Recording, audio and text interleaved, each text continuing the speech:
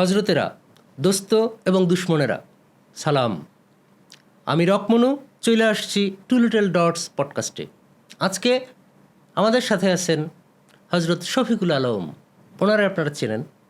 উনি হজরত ইউনুসের ইন্টারিম গভর্নমেন্টে মুখ হিসেবে বহু কথা কইছেন। দেশে এবং বিদেশে বহু মানুষের ঘেন্না আর প্রীতি লাভ করছেন কথা বললেই। তার সাথে আমরা কথা বলবো। শফিক ভাই, কেমন আছেন?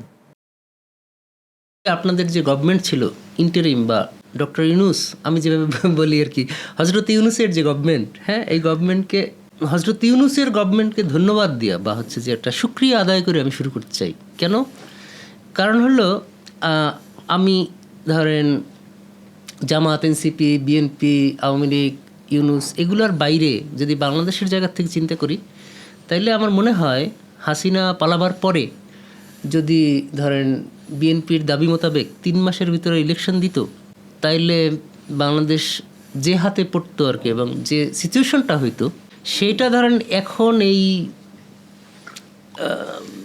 তেলের ক্রাইসিসের যে অবস্থা হয়েছে না, পাম্পগুলোর যে অবস্থা হয়েছে না, এটা যে কোন লেভেলে চলে যেত এটার কোনো ইয়েই ছিল না। যেখানে হোস্টাইল হচ্ছে ওদিকে ধরেন আওয়ামী লীগের লোকজন তো ভিতরে আসেই, আপনার ব্যুরোক্রেসির ভিতরে আছে, ধরেন হয়তো মিলিটারির ভিতরে, হয়তো পুলিশের ভিতরে, আপনার আমলাদের ভিতরে, ওদিকে আছে ইন্ডিয়া, ওদিকে ধরেন আমেরিকা, বা হচ্ছে যে আওয়ামী লীগ যে আপনার জায়নিস্ট লবিকে ইউজ করতো, হ্যাঁ, এরকম যে অনেকগুলো জিনিস কি কি ঘটতে পারতো, এটা আসলে আমরা ইউনুস এমন একটা ছাতা ছিল, এই ছাতার কারণে আমরা ইউনুসের যে ইমেজ, সেই ইমেজের কারণে আসলে আমরা টের পাই নাই। এবং এইটা আসলে আমাদের কতটা গ্রেটফুল থাকা উচিত, এটা আসলে বিএনপি বা হচ্ছে অন্য অনেকেই আসলে এই জিনিসটা বুঝতে পারে না, যে ইউনুসের ইমেজ আমাদেরকে আসলে কতটা সেভ করছে। এই জন্য হচ্ছে যে আমি এই শুকরিয়া আদায় করে আসলে একভাবে শুরু করতে চাই। এবং একদম শুরুতেই আমি আপনার কাছে যেটা জানতে বা বুঝতে চাইব আর কি, সেটা হলো যে আপনি কিভাবে ইন্টারিম গভর্নমেন্টের একমাত্র মুখ হয়ে উঠলেন, এই প্রসেসটা কি ছিল? না, প্রসেসটা প্রথমে আপনি যেটা বললেন যে আপনার ভাষায় হজরত ইউনুস, হ্যাঁ, আমার ওইটা মনে হয়েছে। প্রথম কথা হচ্ছে যে কিছু কিছু জিনিস আমরা পিছনে ফিরে তাকাই না। আমাদের কিন্তু একটা ভায়োলেন্ট হিস্ট্রিটা, খুব ভায়োলেন্ট।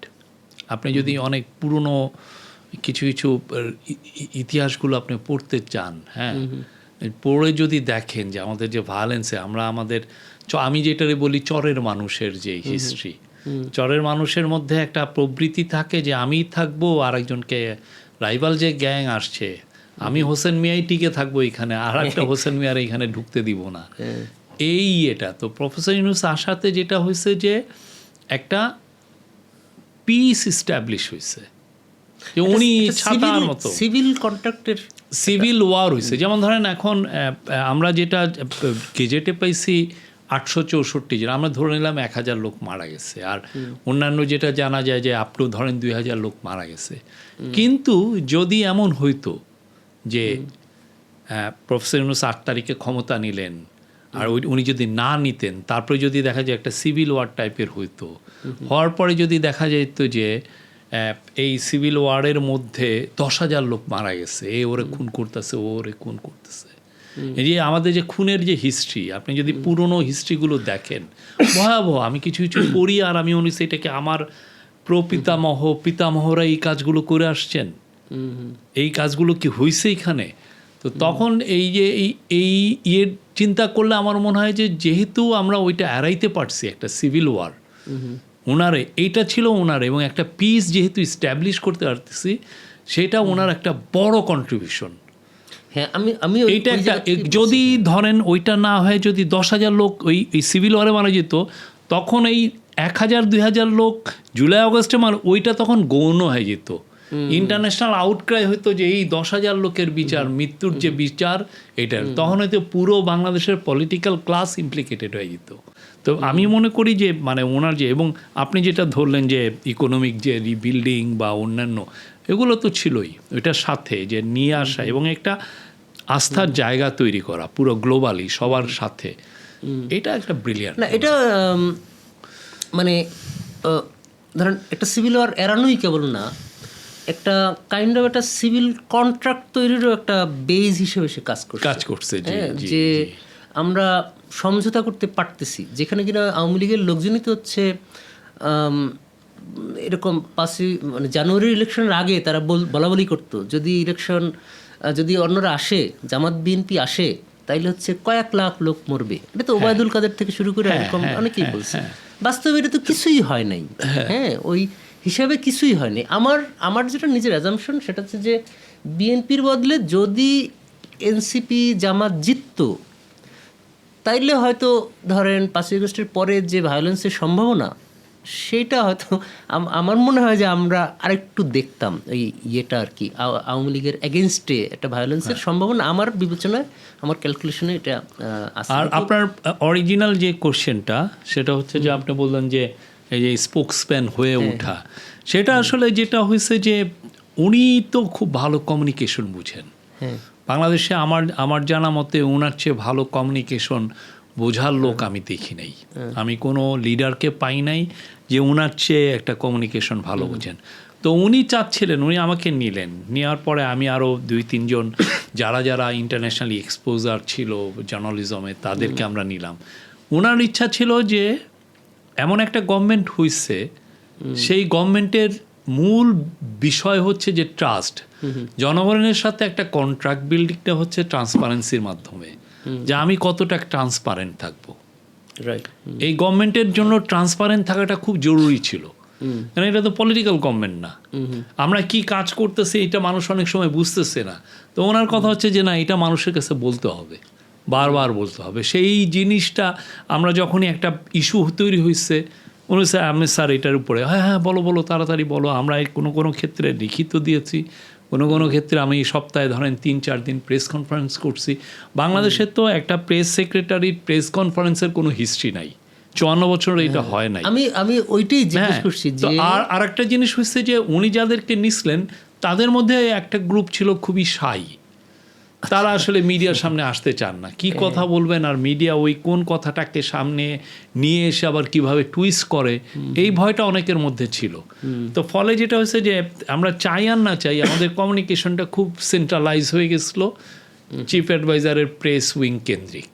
তা আমি এটার হয়তোবা মানে নেতৃত্বে ছিলাম, কিন্তু এই পুরো জিনিসটা সেন্ট্রালাইজ হওয়াতে একটা লাভ হয়েছে যে আমাদের একই মেসেজ গেছে। আপনি দেখবেন যে অনেক সময় একটা গভর্নমেন্ট আসতেছে, এই মিনিস্টার একটা কথা বলতেছেন, ওই মিনিস্টার একটা কথা বলতেছেন।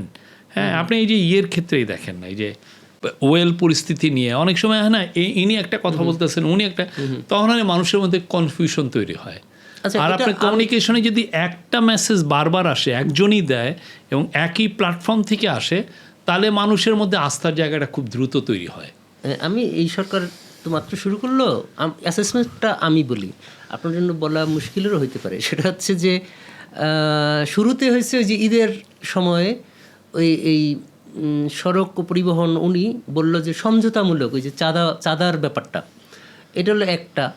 তেলের ব্যাপারটা হচ্ছে যে প্রাইম মিনিস্টারের যে কার্যালয়, ওই পর্যন্ত হচ্ছে যে লাইন চলে যায়, 12 ঘন্টা দাঁড়াই থেকেও তেল পায় না, কিন্তু মিনিস্ট্রি জানে না যে আসলে সংকট আছে। আর একটা হলো যে এর কথা ও বলে, ধরেন আইনমন্ত্রীর যে বিষয়ে বলবার কথা সেটা বলে স্বরাষ্ট্রমন্ত্রী তার যে বিষয় সেই ব্যাপারে তেমন কোনো কথাবার্তা পাওয়া যায় না। আজকেও কোন জায়গায় জানি দেখলাম যে চারজন, একই পরিবারের 4 জনকে গলা কেটে মেরে ফেলছে। আরেক জায়গায় হচ্ছে 3টা ক্ষতবিক্ষত লাশ পাওয়া গেছে।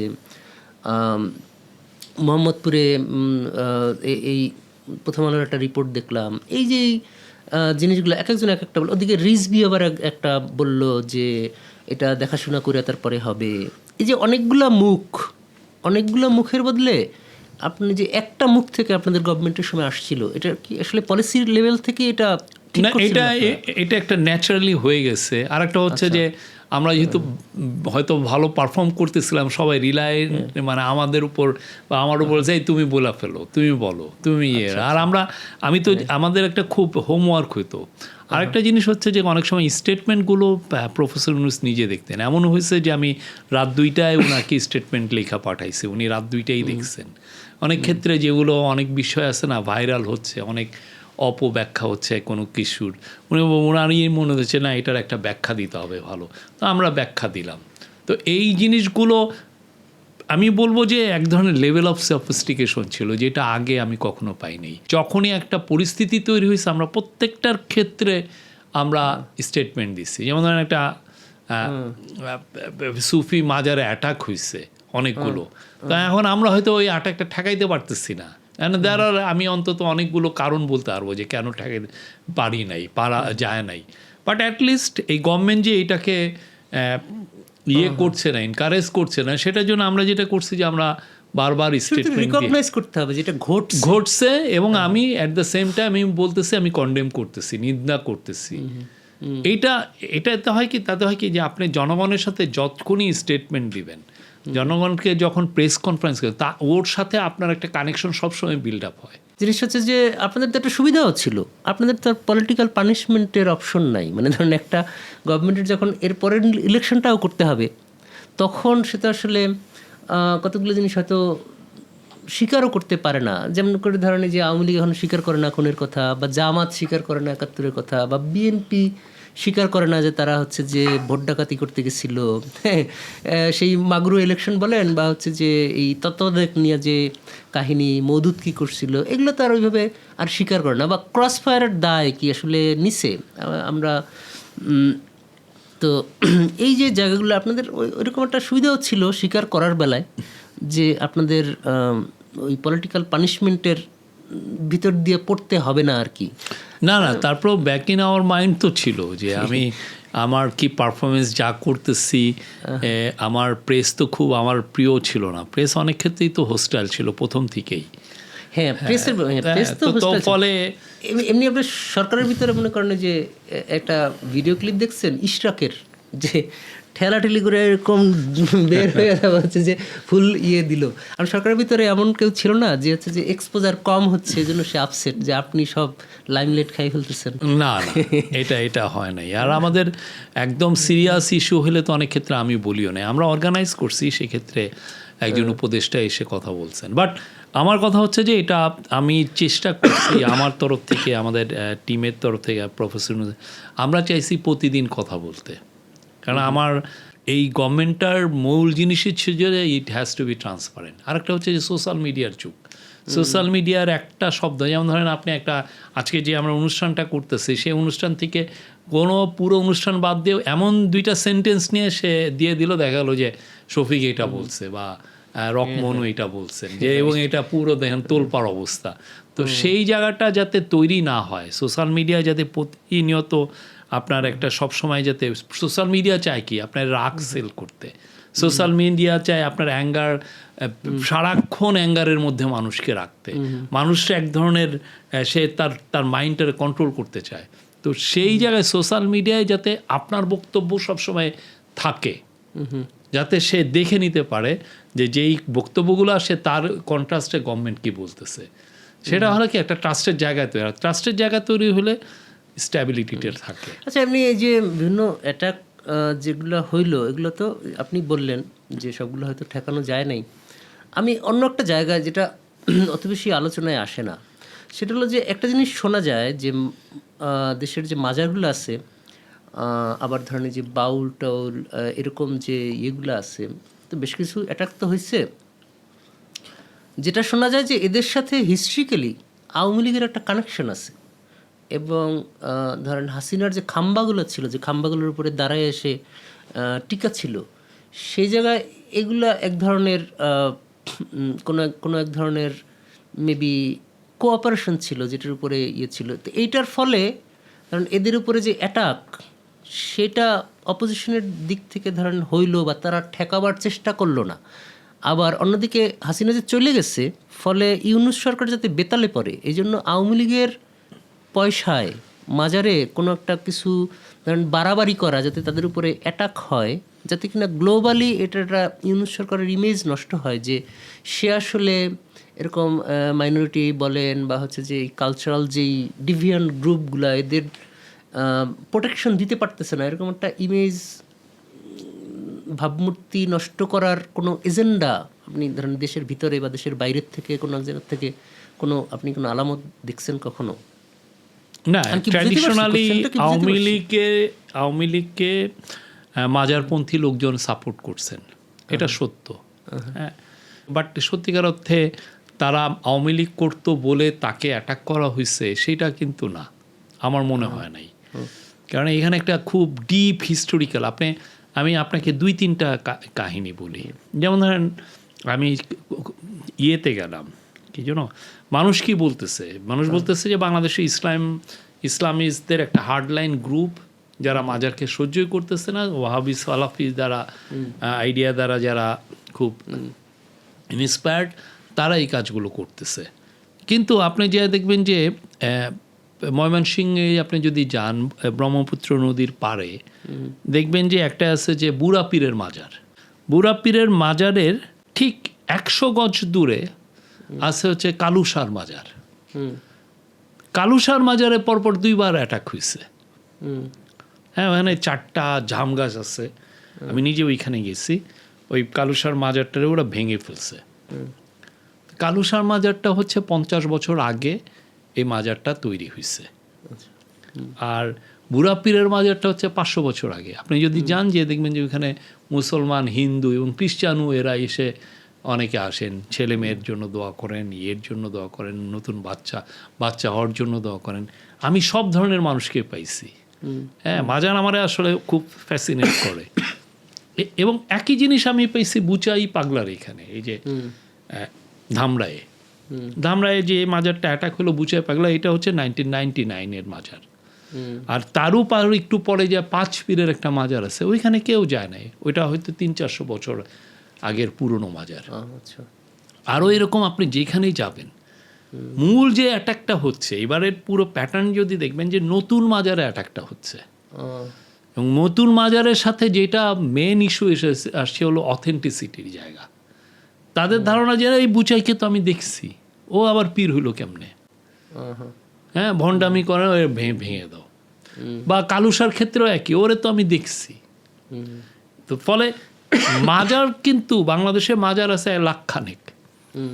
কেউ কিন্তু যেই মাজারটা ওল্ড, যে মাজারটা আমার ডিপ, আমার হেরিটেজ, আমার কালচার, আমার হিস্ট্রির সাথে একদম ডিপলি রুটেড হয়ে রয়েছে, তার কাছে তো কেউ যাচ্ছে না।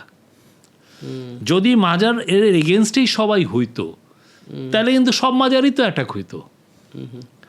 অ্যাটাকটা হচ্ছে কি নতুন মাজারে, তাদের ধারণা হচ্ছে দরবেশ কিনা, সে ওলিয়া কিনা, এটা অথেন্টিসিটির জায়গা, মানে এটা কি অথেন্টিক দরবেশ কিনা।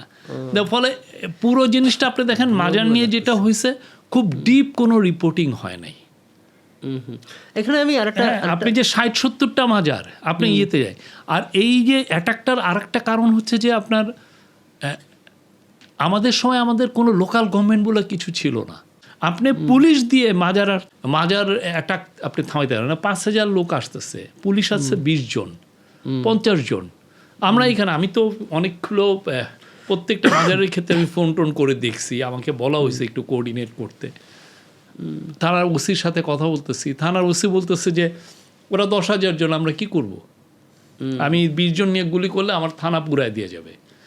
এই হিস্টোরিক্যালি যেই রিলিজিয়াস যে ডিসপিউটগুলো হয় আমাদের প্রতি গ্রাম অঞ্চলে, এটাকে আসলে এই ডিসপিউটগুলোকে রেজলিউশন করে হলো লোকাল গভর্নমেন্ট, ইউপি চেয়ারম্যান করে, উপজেলা চেয়ারম্যান করে, তারা ডাকে যে এই পারে আছে হচ্ছে ধরেন অনেকগুলো মাদ্রাসার টিচার, তাদের স্টুডেন্ট, ওরা মাজারে অ্যাটাক করতেছে, আর ওই পারে আছে হচ্ছে মাজারের সাথে যারা জড়িত।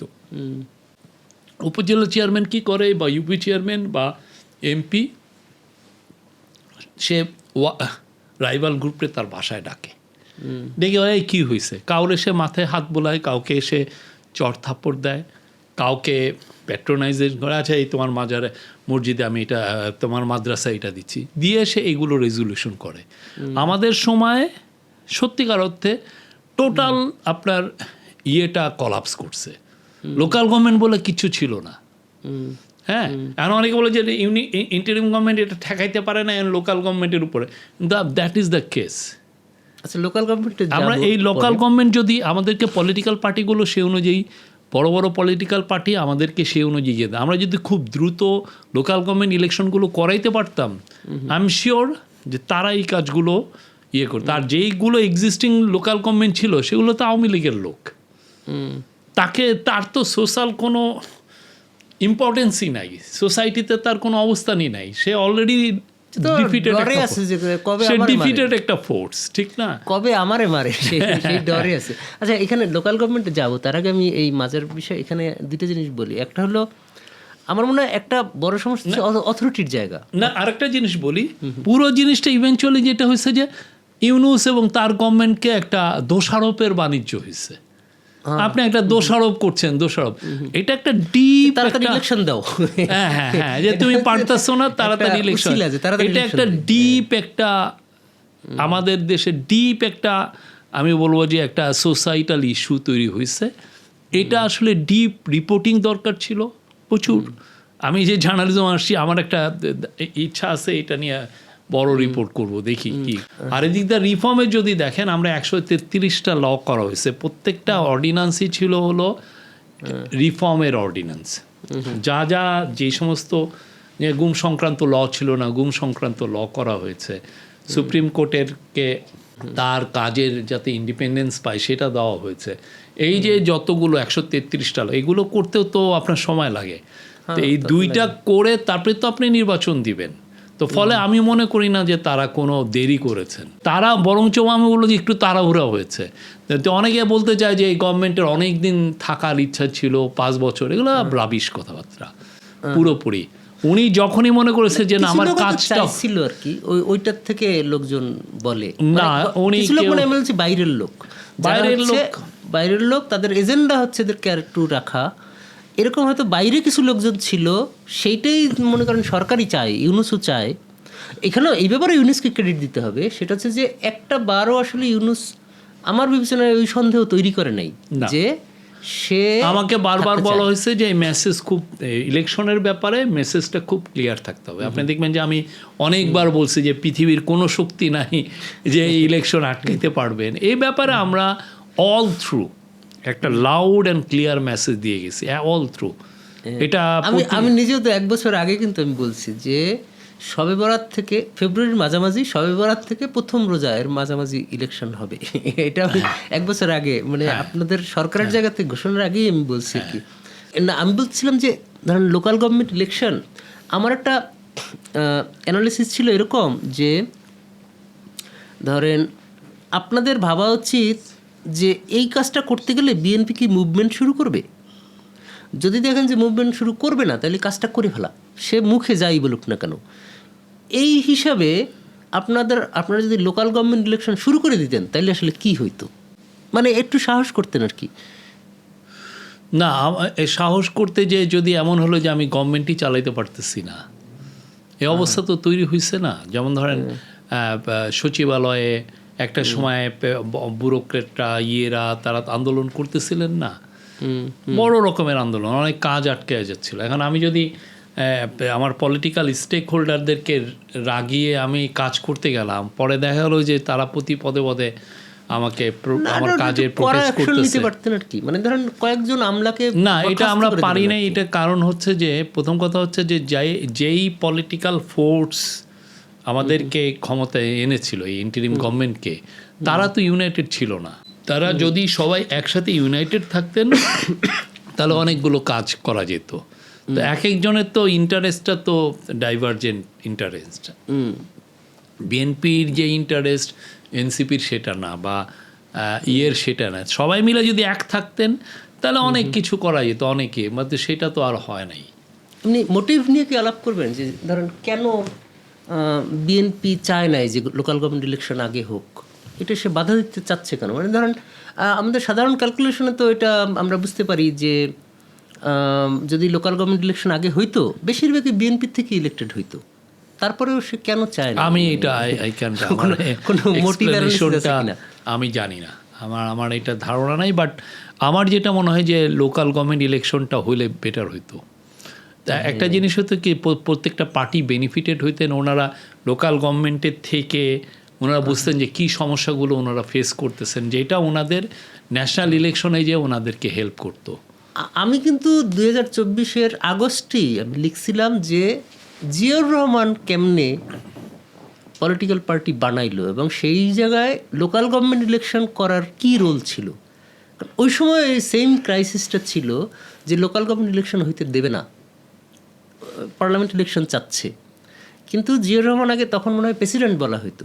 ওই ইলেকশন করা এবং তাদের নিয়ে সম্মেলন করা, এগুলা কইরা ওই তার পলিটিক্যাল মেসেজটা দেওয়া, এই ফর্মুলাটা হচ্ছে যে আমি তখন আমাদের যে বিপ্লবী শক্তি ছিল এবং আপনার যে গভর্নমেন্ট, তাদেরকে আমি এই মেসেজটা দেওয়ার ট্রাই করছি আগস্ট মাসের ভিতরেই, যে জিয়াউর রহমান কী করছিল এবং নতুন একটা পাওয়ারফুল পলিটিক্যাল পার্টি হওয়ার জন্য লোকাল গভর্নমেন্টের রোল কী হবে।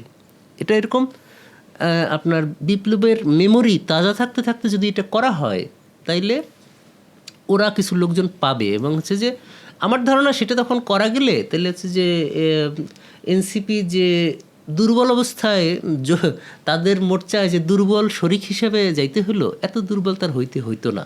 এটা একটা জিনিস। অন্য একটা জিনিস হচ্ছে, আপনি যদি বাংলাদেশের কনস্টিটিউশন এবং এই জায়গাগুলো খেয়াল করেন, তাহলে একটা জিনিস দেখবেন কি, যে বলা হচ্ছে জনগণ মালিক ক্ষমতার এবং জনগণের সভরেন্টি ইত্যাদি বলা হইতেছে, কিন্তু এইটা তো কোনো একভাবে ইমপ্লিমেন্টেড হইতে হবে। তো এই ইমপ্লিমেন্টেশনের একটা জিনিস থাকে হচ্ছে যে সিম্বলিক্যালি এইটার পাওয়ারটা জনগণের হাতে আছে কিনা। সিম্বলিক্যালি, প্র্যাকটিক্যালি তো এমপি মিনিস্টার এরা। বাংলাদেশের কনস্টিটিউশন মোতাবেক এইটা হচ্ছে যে ধরেন আমাদের যে চিফ জাস্টিস বা জুডিশিয়ারি, হ্যাঁ, উপরের, তাদের উপরে আসলে পিপলের কোনো কন্ট্রোল করার কোনো অপশন নাই। মানে হচ্ছে যে বিচারকের এগেনস্টে কোনো অভিযোগ আসলে, নালিশ করলে, সেটার তদন্ত ওই বিচারকরাই করবে। হ্যাঁ, এই কারণে একটা ঝামেলা হয়, মানে সিম্বলিক্যালি। আর প্র্যাকটিক্যালি যে সমস্যাটা হয়েছে আপনাদের সময়, সেটা হচ্ছে যে ইউনূস শপথ নেওয়ার পরেই সম্ভবত একটা জুডিশিয়াল কুয়ের কথা আমরা অনেক শুনছিলাম, যে একটা জাজদের নিয়ে একটা মিটিং হইতেছে, হ্যাঁ, চিফ জাস্টিসের ওইখানে। তখন আমার যতদূর মনে পড়ে আইনমন্ত্রী আসিফ নজরুল সে নিজেই হচ্ছে যে ছাত্র জনতার ওই জায়গায় জড়ো হওয়ার জন্য করছে, হ্যাঁ, ডাকছে। কারণ হচ্ছে যে চিফ জাস্টিস যদি একটা রুলিং দেয় যে ইউনূস সরকার অবৈধ, এটা ঠেকাবে কে? বা চিফ জাস্টিসকে না মানার তো আসলে কোনো লিগাল কনস্টিটিউশনাল কোনো ব্যবস্থা নাই, পার্লামেন্ট না থাকলে তো আরও নাই। এরকম একটা সিচুয়েশনে যে আসিফ নজরুলের এটা যে ডাকতে হলো, হ্যাঁ,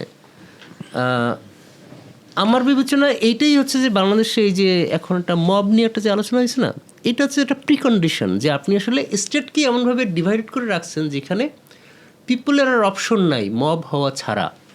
এবং বিপদে পড়লে স্টেটের নিজেরই, মানে সরকারের নিজেরই ডাকতে হয় মানুষ, যে তোমরা আইসা মব হও, আইনের বাইরে ওরে টাইনা নামাও।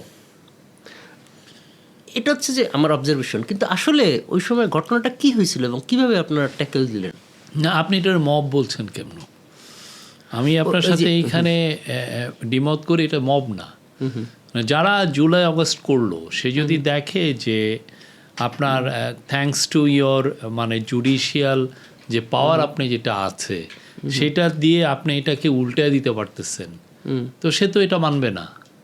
যারা রেভলিউশনারি, যারা বিপ্লবী, তারা প্রোটেস্ট করছে। এখানে আমি এটারে মব বলি না, এটা একটা খুবই, এটা একটা ন্যায়সঙ্গত প্রোটেস্ট। আমিও বলি না, আমি বললাম যে এটাকে যারা মব হিসেবে আইডেন্টিফাই করছে, আসলে জনগণের তো এই ফর্মে তার যাইতে হয়, কারণ কোনো ধরনের দলিলি ব্যবস্থা আপনি রাখেন নাই এই জায়গাটাকে ম্যানেজ করার।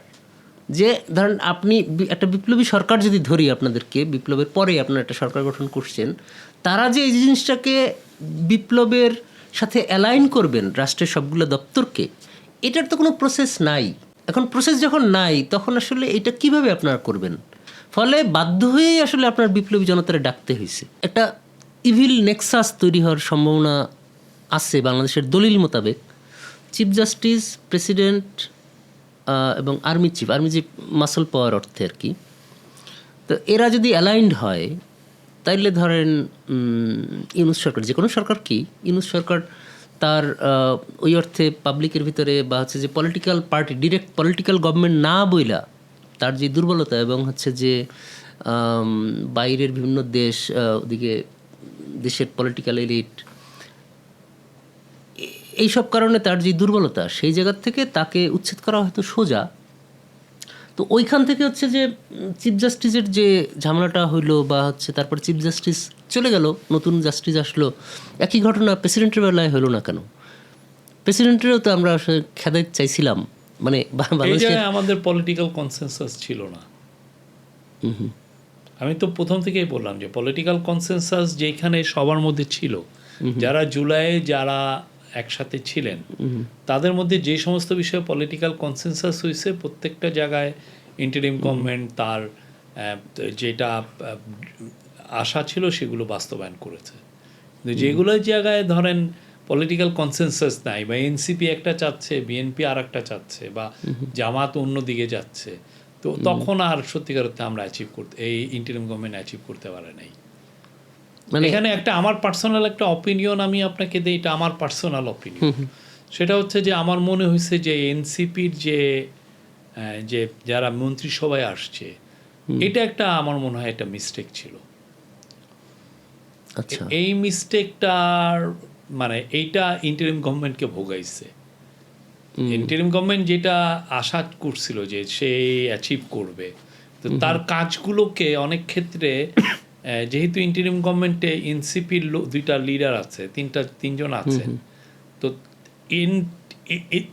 এই ইন্টারিম গভর্নমেন্টে অনেকে ভাবতেছে এটা এনসিপি চালাচ্ছে বা এনসিপির এজেন্ডা আমরা বাস্তবায়ন করতেছি, ফলে আমাদের অনেক কাজগুলোকে, এটা দৃশ্যমান আমরা কিন্তু সবার জন্যই করতেছি, দেশের মঙ্গলার্থে, জাতির মঙ্গলার্থে কাজগুলো হচ্ছে, কিন্তু অন্যান্য পলিটিক্যাল পার্টি কিন্তু সে দেখতেছে যে না, ওরা তো এনসিপির এজেন্ডা বাস্তবায়ন করতেছে।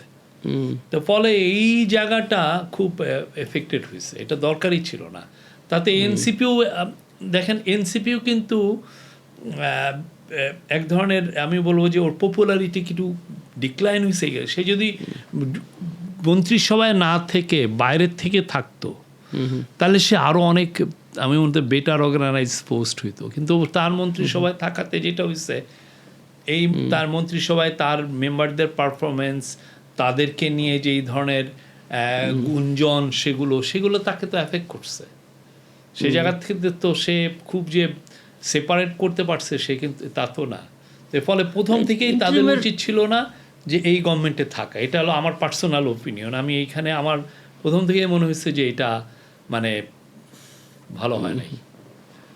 এমনি তাদের উপরে যে দায়িত্ব দেওয়া হয়েছে সেই দায়িত্বের ব্যাপারে তাদের সাকসেসে আপনি কত দিবেন, কত নাম্বার দিবেন? আমি এটা এখন আমি এটা নিয়ে আমার মনে হয় না যে এটা তা আমি মনে করছি যে আপনি তো একটা বিপ্লব করলেন, ঠিক না? বাংলাদেশের মিডিয়া, বিশেষ করে আমি মনে করছি যেটা ইনফরমেশন এবং ব্রডকাস্ট মিনিস্ট্রি, তাদের একজনকে দেওয়া হওয়ার মূল কারণ হচ্ছে যে বিপ্লবের অ্যাসপিরেশনটাকে আপনি যদি বাস্তবায়ন করতে চান, তাহলে আপনার মিডিয়াটাকে আপনি আপনার মতো করে আপনি সাজাবেন, বা মিডিয়াকে আপনি দেবেন।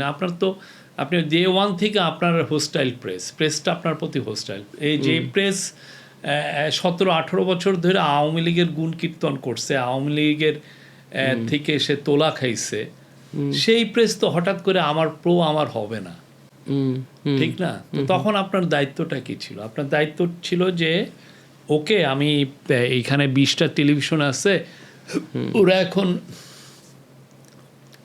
মানে জুলাই আগস্টের বিপ্লবের কারণে কিছুটা হলেও আমাদেরকে স্পেস দিচ্ছে, বাট হৃদয়ে তো সে অন্যটা। তো আমি এই মিডিয়া ল্যান্ডস্কেপকে আমি চেঞ্জ করতে পারি। আমার মনে হয় যে তাদের উচিত ছিল প্রচুর 20-40-50টা টিভি লাইসেন্স দেওয়া। আপনার লোকগুলো কারা, আপনার বিজনেসম্যান কারা, আপনি ডেকে ডেকে দিয়ে দেন।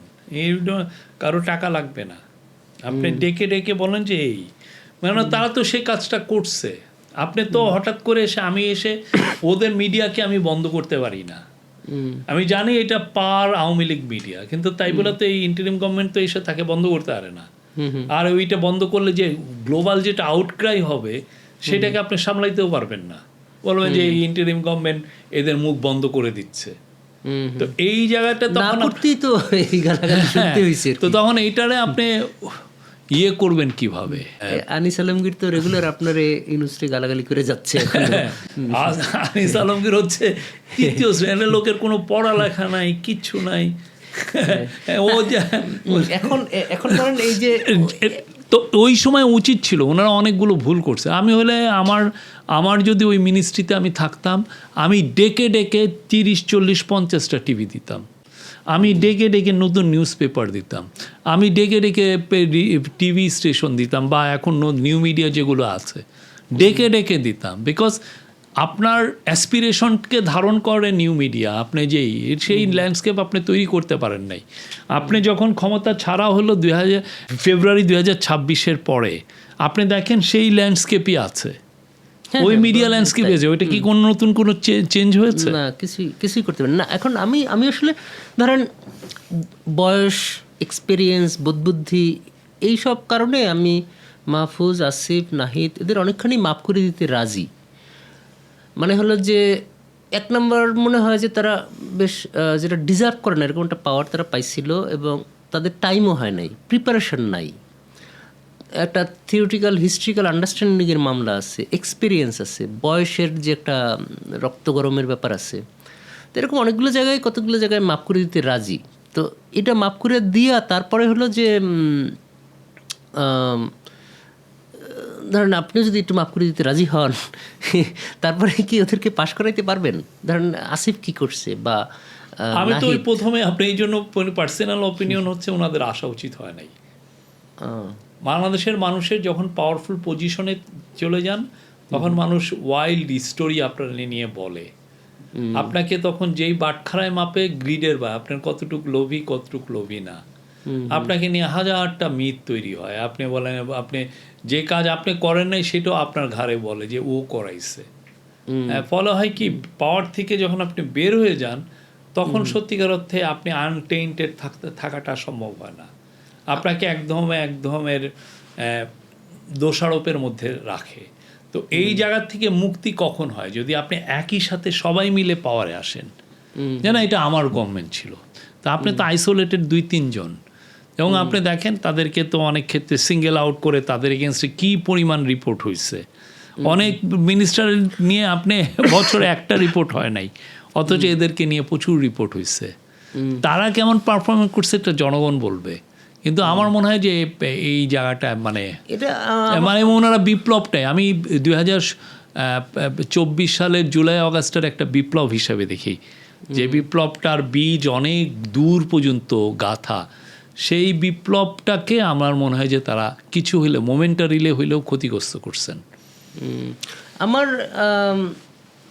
আমার একটা অ্যানালিসিস হচ্ছে যে মেইন যে ক্ষতিটা হয়েছে পলিটিক্যালি, তাদের যে পরে যে তারা একটা পলিটিক্যাল পার্টি হয়ে উঠলো, এই পার্টির পলিটিক্সের জন্য মেইন যে ক্ষতিটা হয়েছে যে তারা একটা ওল্ডার এস্টাবলিশমেন্ট টাইপেরই একটা পার্টি হয়ে উঠছে। মানুষের যে আপনার তাদের প্রতি মানুষের যেই হেল্প করার যে টেন্ডেন্সি, বা ধরেন মানুষের পলিটিক্স তো ওল্ডার এস্টাবলিশমেন্ট যদি না হন, তাহলে তো আসলে কোনো এক ধরনের চ্যারিটির জায়গা লাগবে আপনার। উইদাউট দ্যাট আপনি তো আসলে পলিটিক্সটা করতে পারবেন না, কারণ পলিটিক্স একটা ফুল টাইম জব। এখন আপনি অন্য একটা চাকরি করবেন আর পলিটিক্স করবেন, এরকম ফর্মে আপনি কেমনে যাবেন? আবার খাইয়ে পরে তো বাঁচতেও হবে।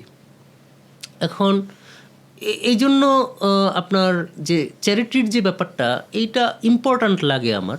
কিন্তু ওল্ডার এস্টাবলিশমেন্ট হচ্ছে যে উইলিংলি মানুষ দিবে তা না, বরং আমি জোর করে চান্দা নিয়ে তারপরে আমরা করলাম।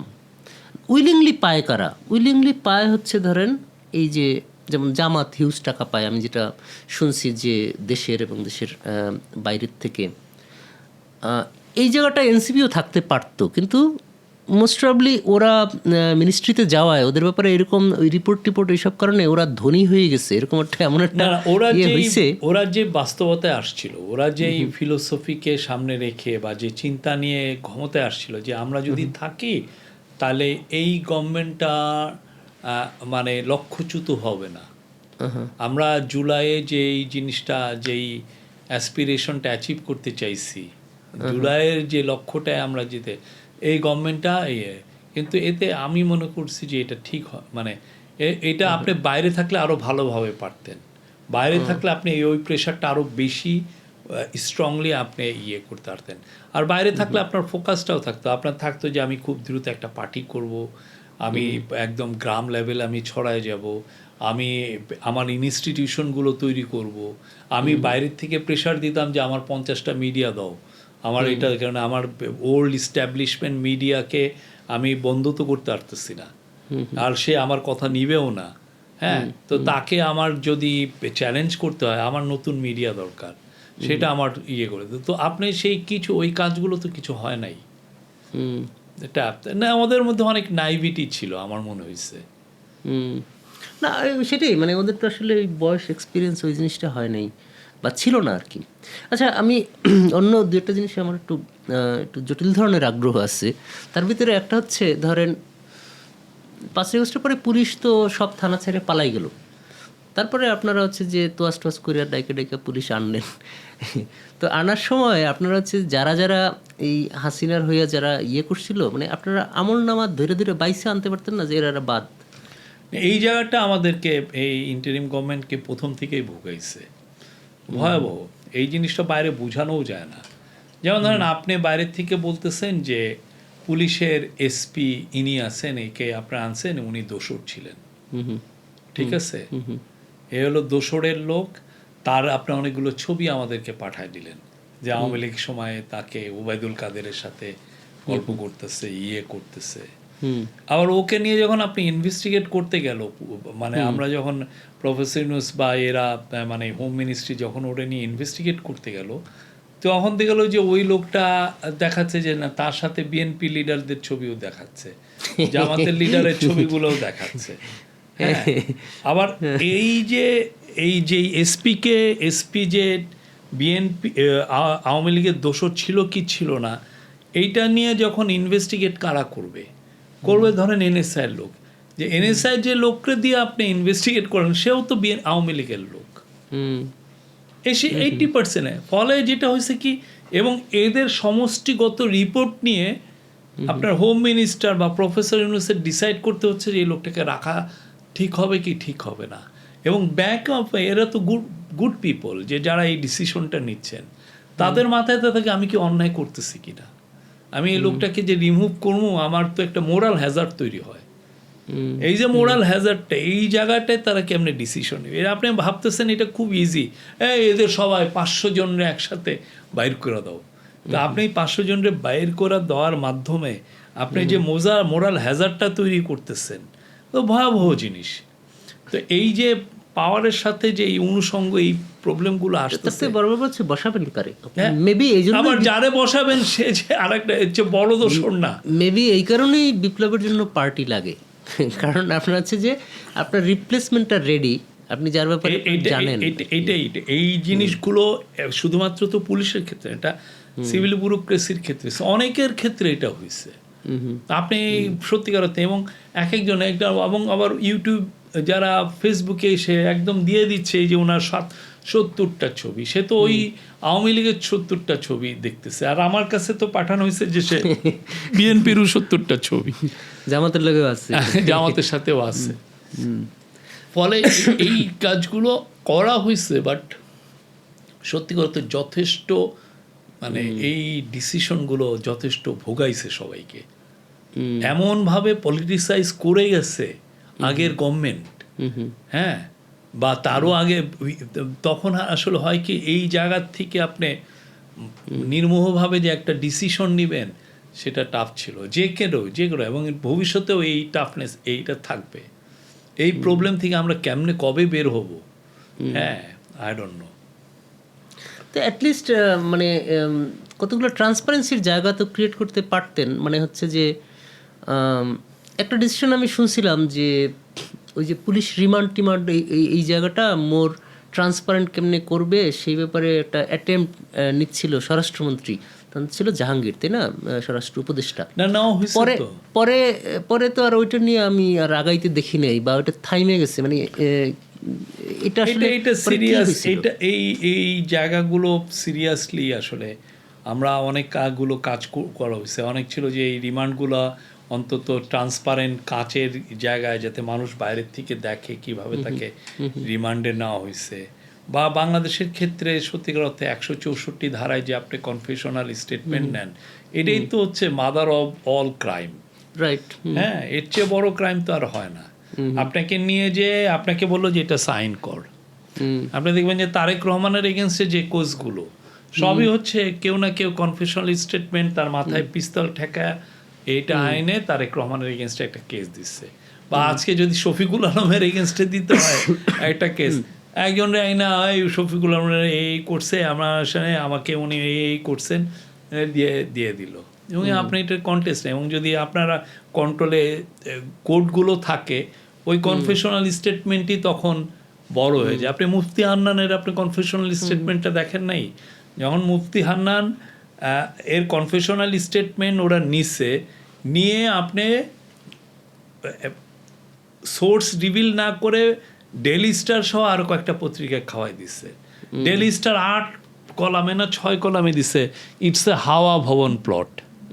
হ্যাঁ, দিয়ে আপনি একটা দিয়ে দিছে, এবং এখানে কোনো ইয়েও নাই, অ্যাজ ইফ এর চেয়ে ব্রিলিয়ান্ট আপনার ইনভেস্টিগেটিভ স্টোরি আর হয় না।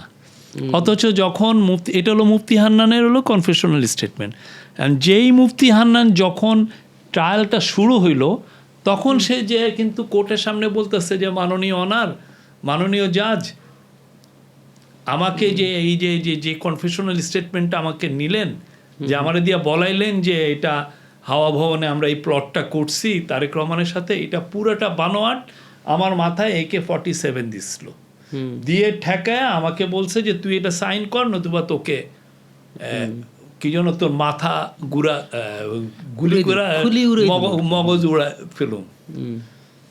ওইটা তখন আর ডেইলি স্টারে দেখবেন যে ওইটা আর নাই, ওই স্টোরিটা আর নাই, ওইটা 6 কলাম হয়েছে, ভিতরে ওই স্টোরিটা নাই। তো এই যে এই কনফেশনাল স্টেটমেন্টের বিষয়গুলো, এগুলো সত্যিকার অর্থে ডিপ রিফর্ম দরকার।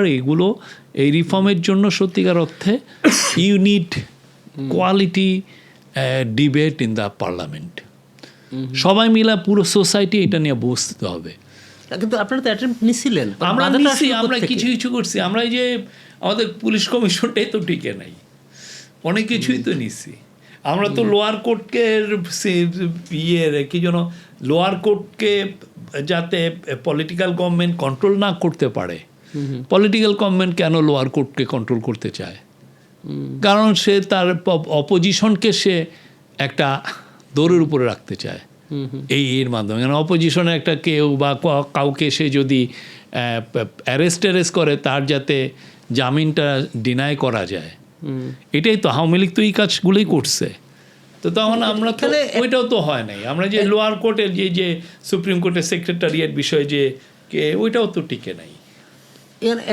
এগুলো এখন সত্যিকার অর্থে এটা মানে পার্লামেন্টে এগুলো নিয়ে প্রচুর ডিবেট হওয়া উচিত। এগুলো নিয়ে বারবার সিভিল সোসাইটি হঠাৎ করে চুপচাপ হয়ে গেছে। এমনিতে আপনার একটা জিনিস খুবই ওভারলুকড হয়, বা কখনো আমি নজরই দেখিনি, কেউ বলছে, মানে আমি ছাড়া আর কি, সেটা হচ্ছে যে যখন একজনের রিমান্ডে নিল, হাত পা ভাঙলো, ধরেন তারেক রহমানই রিমান্ডে নিয়ে মাইটেড দিল, দেওয়ার পরে তারপরে পুলিশ বলল না আমরা কিছুই করি নাই, এ পুরোপুরি সুস্থ আছে, এই মর্মে সিভিল সার্জনও একটা সার্টিফিকেট দিয়ে দিল। এই যে সিভিল সার্জনের যে রোলটা, সে যে এই যে যাই না শুই না তারপর এটা করলো, এবং মেবি জাজও দেখতেছে যে এই লোকটা দেখা বুঝতেছে, কিন্তু সে দলিলে দেখলো যে সিভিল সার্জন বলে দিচ্ছে যে না এ পুরোপুরি সুস্থ, এর উপরে কোনো টর্চার করা হয়নি। এই যে ঘটনাটা, এবং এখানে সিভিল সার্জনের যে রোল, এই জিনিসগুলো সবসময় খুবই ওভারলুকড। এবং এইটা হাসিনার সময় ধরেন লাখ লাখ বিএনপির কর্মী, এইটা তো আপনার হাজার হাজার স্টোরি আছে। একটা স্টোরি আপনার আছে নারায়ণগঞ্জে একজনকে নিচ্ছে, এক মেয়েকে পাওয়া যাচ্ছে না, তো মেয়ে পাওয়া যাচ্ছে না, তার যে মেয়ে পাওয়া যাচ্ছে না কি, ও এখন পুলিশকে দিছে ইনভেস্টিগেট করতে, পুলিশ আবার ইনভেস্টিগেট করে কোনো কুলকুনারা পারতেছে না, ও একটা ছেলেরে মাঝি একটা ধৈরা নিয়ে এসে মাঝিরে ধৈরা দিছে, এমন টর্চার করে কইছে যে তুই মেয়েরা ফেলছিস। সে এত টর্চারের ঠেলায় ওর মধ্যে নোক টোক কুপড়ায় ফেলছিল, সে বলে ফেলছে যে হ্যাঁ আমি ওই মেয়েটাকে মেরে ফেলছি। এবং ওইটা বলার পরে ওইটা ট্রায়ালে গেছে, ট্রায়ালে যাওয়ার পরে ওর 10 ডেইলি স্টার নিউজ করে নেই সেনা তারপরে তার কি যেন ফাঁসির রায়ও হয়ে গেছে। তারপরে হঠাৎ করে ওই মেয়েটা একদিন আইসা হাজির, টর্চার কিন্তু ওরে দিয়ে বলায় ফেলছে যে ও মাইরা ফেলছে, কিন্তু মেয়ে তো আইসা হাজির। তাহলে দেখেন পুরো স্টোরিটাই দাঁড়ায় না। এই কাজগুলো তো হয়েছে, এবং আমাদের এই কাজগুলো আমাদের সত্যিকার অর্থে পুলিশের যে রিমান্ড ব্যবস্থা, পুলিশের যে ইনভেস্টিগেশন, এটা তো একটা ঢাইলা সাজানো উচিত। এটা যে কতটা সিরিয়াস কাজ। আপনি এই যে যাদেরকে এক মেয়ে আছে জেসমিন, কি যেন ভদ্রমহিলার নাম, জেসমিন কি যেন, জার্মান ভদ্রমহিলা, সে আর আবুল কালাম আজাদ একটা রিপোর্ট করছে, একটা বই লিখছে যে আমাদের দেশে যে মহিলা করা হয়, কি যেন মহিলা জঙ্গি যাদেরকে দেখেছে 80%ই পিটায় পুটায় জঙ্গি বলানো হচ্ছে।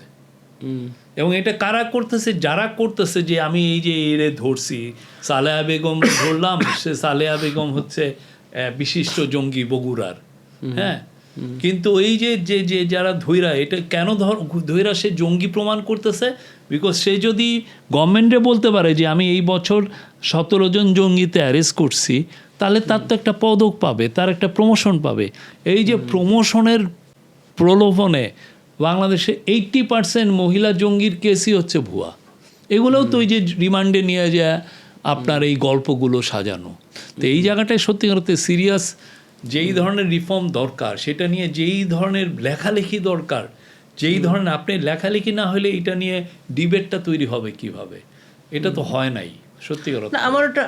আর ইন্টারিম গভর্নমেন্ট এত কম সময় পেয়েছে, আপনার 133টা সে অর্ডিন্যান্স করছে, তো তার পুরোপুরি তার 133টা অর্ডিন্যান্সে মানে প্রতি 4 দিনে সে একটা করে অর্ডিন্যান্স করছে। এর চেয়ে দ্রুত গতিতে কাজ করা যায় না। বাট এটা খুব ভাইটাল জায়গা ছিল। আমারও মনে হয়েছে যে আমি নিজে তো জার্নালিজমে এই বিষয়গুলো ফেস করছি, এবং আমার সত্যিকার অর্থে অনেস্টলি আমি 20-30 বছর জার্নালিজম করে যা বুঝছি, বাংলাদেশে যারা এই যে মানে যাদের ফাঁসি হয় বা যাদের যাবজ্জীবন হয়, এবং যে বেসড অন এই কনফেশনাল স্টেটমেন্টের, প্রত্যেকটাই হচ্ছে বোগাস। আমরা আমাদের লিগাল সিস্টেমটারে পুরো করাপশন করে ফেলছি এই রিমান্ড সিস্টেমটা করাপ্ট করার কারণে। আমার নিজের অ্যানালিসিস হচ্ছে যে বাংলাদেশে যদি পুলিশকে ঠিক করা যায়, মানে পুলিশ যদি ঠিকভাবে ওয়ার্ক করে এবং পুলিশকে যদি ট্রান্সপারেন্ট হইতে বাধ্য করা যায়, তাহলে দেশের উপরের দিকে এবং নিচের দিকে ধরেন অ্যাটলিস্ট 50% অটোমেটিক্যালি ঠিক হবে। না, এই ক্ষেত্রে আপনার লং টার্ম কিছু লাগবে। যেমন আপনার লং টার্ম এটা নিয়ে যখন ইউএনডিপি এদের সাথে বসে, প্রথম হলো আপনার একটা প্রসিকিউটোরিয়াল সার্ভিসই করতে হবে, যেটা পুলিশের ল অ্যান্ড অর্ডার যারা করে এই ইনভেস্টিগেটিভ সার্ভিসটারে আলাদা করতে হবে, যার কাজটাই হচ্ছে ইনভেস্টিগেশন করা, যে এর কোনো আপনি তার উপরে কোনো নেই। আচ্ছা, একটা কঠিন কোশ্চেন করি, সেটা হচ্ছে যে হযরত ইউনূসের কিচেন ক্যাবিনেটে কারা কারা ছিল? না, কিচেন ক্যাবিনেট আমি আসলে এটা কিচেন ক্যাবিনেটের ব্যাপারে বলবো না, কেননা ইভেনচুয়ালি তো ডিসিশনগুলো ক্যাবিনেটই নিত না, কিন্তু এরকম কিছু এখন আপনি অনেকের সাথে ওনার যেটা হতো যে একটা যেই মিনিস্ট্রির সাথে মিনিস্ট্রির বিষয়ে ওনার যদি দেখা যায় যে এই বিষয়ে একটা উনি ডিসিশন নেবেন, তখন অনেক সময় এদেরকে ডাকতেন, কারো ডাকতেন এই এটা। তো আমার ওনার কোনো মেজর ডিসিশন, একটা যে কোনো লিডারেরই তো একটা কমফোর্ট জোন থাকে, সেটা বিএনপির লিডারই হোক আর আওয়ামী লীগের লিডার হোক আর ইউনূসেরও হোক আর যাই হোক, তার তো কমফোর্ট জোনে আমার এই কয়টা লোক বা তার সাথে উনি সাউন্ড বোর্ড হিসাবে দেখতেছেন যে উনি যে চিন্তাটা করতেছেন সেটা ঠিক আছে কিনা, কারো কার সাথে তো কনসাল্ট করে নিচ্ছেন এটা। বাট আমার মনে হয় না কিচেন ক্যাবিনেট এটা মানে বাড়াবাড়ি বেশি। কিছু লোক মনে করতো কি যে উনি পলিটিক্স বোঝে না, আবার কেউ কেউ মনে করতো যে উনি অনেক বোঝে। মানে আসলে আপনার অ্যাসেসমেন্টটা কি? আমার কাছে ওনার ব্রিলিয়ান্ট লিডার মনে হয়েছে। তাই? হ্যাঁ, উনি ব্রিলিয়ান্ট বুঝেন, ওনার যে বোঝাটা অনেক এবং সবচেয়ে হচ্ছে উনি শুধুমাত্র তাহলে হচ্ছে যে যে সেই- পলিটিক্যাল বিষয় বুঝতেছেন তা না। একটা প্রজেক্টে নিলে আপনাকে তো একটা ব্যুরোক্রেটরা এসে একটা প্রজেক্ট ধরায় দিলেন, উনি ওই প্রজেক্টটা কেন নিচ্ছেন, এটার ফিলোসফিটা কি, এটা নিলে এখান থেকে টাকাটা কোথায় যেতে পারে, এটার ইম্প্যাক্টটা কি, লং টার্ম ইম্প্যাক্টটা কি। আপনি আসলেন উনি একটা সেক্রেটারি আপনার হয়ে একটা ডিসকাশন করলো, সে একটা প্রজেক্টটা হাইলাইট তুলে ধরলো, মন্ত্রী আবার বলল যে সবাইকে বলল যে না এটা অ্যাপ্রুভ হওয়া উচিত। ওনার এটা ছিল, উনি প্রত্যেকটা জিনিস শুনবেন, শুনে একটা ডিবেট পোস্টার করাবেন, তারপরে যে উনি ওনার কথাগুলো বলবেন। এবং যখন এই কথাগুলো বলে না, ব্রিলিয়ান্ট। আমি নিজে অনেক লার্নিং হয়েছে আমার, অনেক বিষয়। এখন যে এই সমস্ত যে কিছু যেমন একটা ধরেন খাল খননের বিষয়ে, খাল খননের একটা বড় মিটিং হলো, তা যে এসে খাল খননের যে গল্পগুলো বলতেছে, বলার পরে উনি ঠিকই ধরে ফেললেন যে দেখেন এইখানে গ্যাঞ্জাম আছে। এইটা নিয়ে অনেক, যে মিটিং হওয়ার কথা ছিল আধা ঘন্টা, সেই মিটিং গেল 2 ঘন্টায়। ওই খাল খননের মিটিংয়ে উনি আবিষ্কার করলেন, মানে এদের সাথে কথা বলে, যে এখন যে ক্লাসিক যে খাল খনন হচ্ছে, এই পুরো জিনিসটাই হচ্ছে একটা মানে এর মধ্যে ফাঁকি ঝুঁকিটা অনেক বেশি। প্রেসিডেন্ট জিয়া যখন খাল খনন করছিলেন, তখন মূল আইডিয়াটা কি ছিল, যে আপনি খাল খনন, এটা একটা it's a like new deal, যেটা ওই যে আমেরিকায় গ্রেট ডিপ্রেশনের পরে FDR করছে, হ্যাঁ, ফ্রাঙ্কলিন ডেলানো রুজভেল্ট করছে, ঠিক সেই আইডিয়াই এখানে, যে না আমার গ্রামে লোকের কর্মসংস্থান হচ্ছে না, আমি খাল খনন করি, একটা খাল খনন করতে 2, 3, 4, 5 হাজার লোক লাগবে, এবং সবার কাছে টাকাটা যাবে বা খাদ্যটা যাবে, কাজের বিনিময়ে কাবিখা, এইটা হলো মূল ইয়ে। তো কিন্তু এখন এসা কি হচ্ছে, এখন এসা উনি মানে ওই আলাপ এর মধ্যে পাওয়া গেল কি, যে 4টা এক্সক্যাভেটর দিয়ে পুরো আপনি একটা খাল 30 কিলোমিটার খাল খনন হয়ে যাচ্ছে, এবং একটা কন্ট্রাক্টর, এটা হইছে আমার যে মনে করেন কয়েকশো গাছ ভাঙা চুরা একটা কন্ট্রাক্টর এই কাজটা করতেছেন, 4টা এক্সক্যাভেটর নিছেন, ওই এক্সক্যাভেটর চালাচ্ছেন 1 বা 2 জন, মানে 10 জন কর্মচারী আর 1 জন মিলা পুরো খাল খননটা হয়ে যাচ্ছে। তাহলে কি আপনার আইডিয়াটা কি, যে আপনি খাল খননটা করে আপনি লোকজনের কাছে টাকাটা দিবেন, তো ওইটা তো হচ্ছে না, ওয়েলথ আরও অ্যাকুমুলেটেড হয়ে একজনের কাছে যাচ্ছে। আর ওই লোকটা কাজের বিনিময়ে খাদ্য এটা জায়েজ করার জন্য কি করতেছে জানেন, সে 3000 ফেক নেম দিয়ে দিতেছে, সলিমা বেগম, সালেহা বেগম, যা তা লেখা। এখন কেউ তো এটা ইনভেস্টিগেট করতেছে না।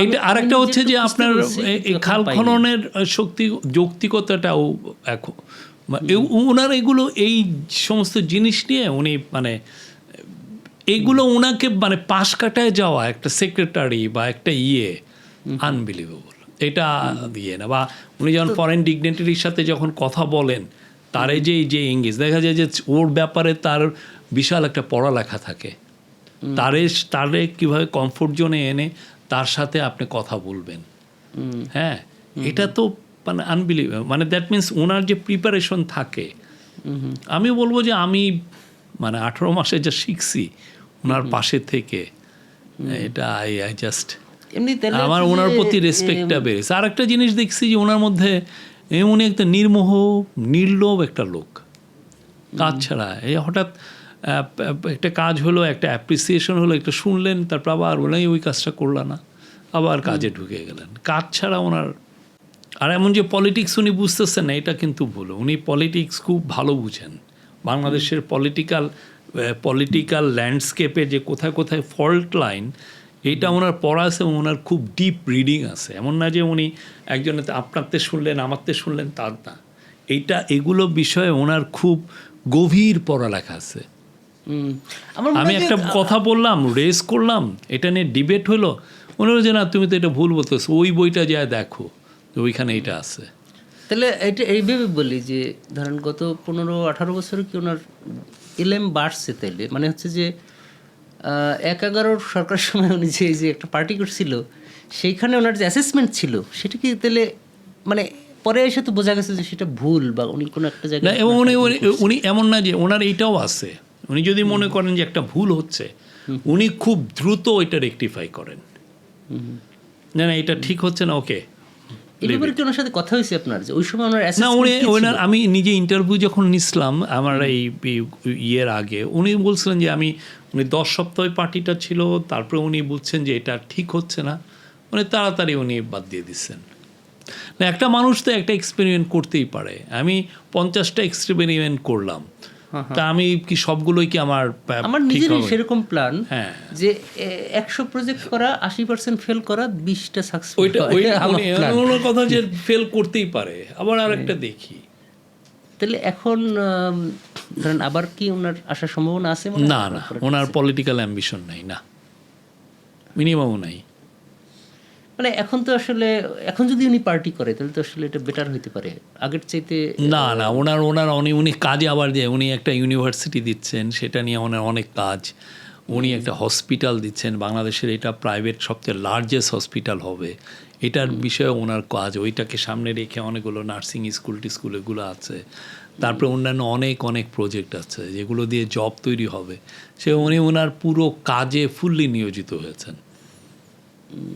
এমনি আবার ধরেন আপনারা ছিলেন ওনার গভর্নমেন্ট, এই যে দেশের ইতিহাসে কতগুলো বড় বড় ঘটনা আছে অন্তত আলোড়নের জায়গায়, যেমন ধরেন কুমিল্লায় মনে হয় না, এই যে তনু খুন, তারপরে হচ্ছে এই সাগররুনির একটা ব্যাপার ছিল, তারপরে এই যে বসুন্ধরার যে ওর নাম কি ছিল,